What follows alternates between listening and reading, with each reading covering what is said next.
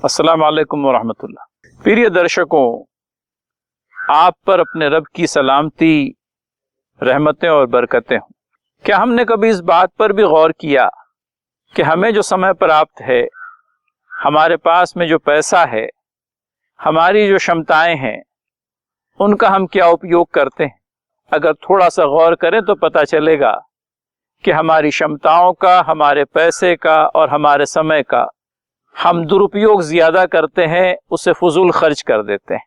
इस फजूल खर्च से रोकने के लिए हम लोगों को चंद एक बातें जो प्रेषित की तालीमात से मिलती हैं वो आपके सामने रखना है। प्रेषित ने कहा कि तुम्हारे इस्लाम की सबसे बड़ी खूबी यह है कि तुम फजूल बातों को छोड़ दो।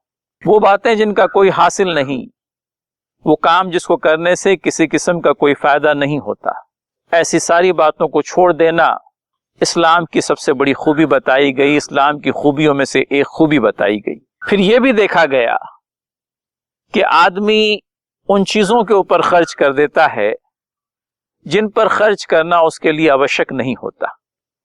प्रेषित ने कहा, एक कमरा आदमी के लिए, एक कमरा उसकी बीवी के लिए, एक कमरा घर में आने वाले मेहमान के लिए और चौथा कमरा शैतान के लिए। क्या पता चलता है आपके इस कहने से कि जितनी आवश्यकताएं हैं उतनी पूर्तियां हो गई तब तो ठीक है, लेकिन आवश्यकता से ज्यादा अगर कुछ है तो वो हमारे लिए नहीं होता, वो शैतान के लिए होता है। और फिर उस फाजिल चीज का इस्तेमाल, उस आवश्यकता से ज्यादा चीज का इस्तेमाल हम अच्छे कामों के लिए कम और बुरे कामों के लिए ज्यादा करते हैं। फिर इसी तरह से एक मर्तबा एक युद्ध से आपकी वापसी हो रही थी और वापसी होने के बाद में आपने देखा कि आपकी पत्नी ने आपके घर पर जो दीवार है, उस दीवार के ऊपर एक खूबसूरत सा कपड़ा लटका करके रखा है। डेकोरेटिव पीस जैसी कोई चीज रही होगी, लेकिन इस डेकोरेटिव पीस को पसंद नहीं किया गया। अपनी पत्नी से कहा कि इसकी क्या आवश्यकता थी। आपने वो डेकोरेटिव पीस जो एक तरह की खूबसूरत चादर थी वो निकाल करके रख देने का हुक्म जारी किया।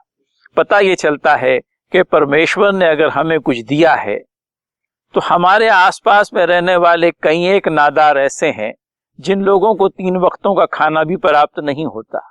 अपने घर को खुशनुमा बनाने की बजाय, उसको डेकोरेट करने की बजाय, इनके बेसिक नीड्स की पूर्तता करने के लिए अगर हमारा ज्यादा पैसा इस्तेमाल हो जाता है तो ये हमारे लिए ज्यादा अच्छा है बजाय इसके कि हमारा घर खूबसूरत हो।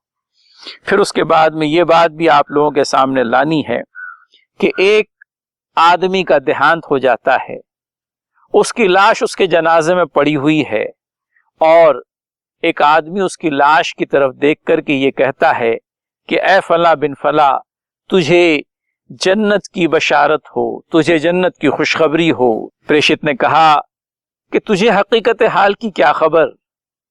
ऐन मुमकिन है कि यह आदमी ने अपनी जुबान से कोई लायानी बात, कोई फजूल बात कही हो, या यह भी इम्कान है कि इस आदमी ने वो खर्च करने में रोक लगा दी हो जिसको खर्च करने से इसका कोई नुकसान नहीं होता। पता ये चलता है कि जुबान से निकलने वाली एक लायानी बात, एक निरर्थक बात भी ऐसी है जिसके ऊपर परमेश्वर के सामने हमको जवाबदेह होना होगा। लिहाजा अपने समय का, अपनी क्षमताओं का, अपने पैसों का दुरुपयोग टालिए, अच्छा सा उपयोग करें ताकि जब परमेश्वर के हुजूर हमारी पेशी हो तब हम कह सकें कि तेरी नेमतों का हमने इस दुनिया के अंदर में सदुपयोग किया, उनको उड़ा करके जाया नहीं कर दिया। आपने अपना समय दिया, उसके लिए आपका धन्यवाद।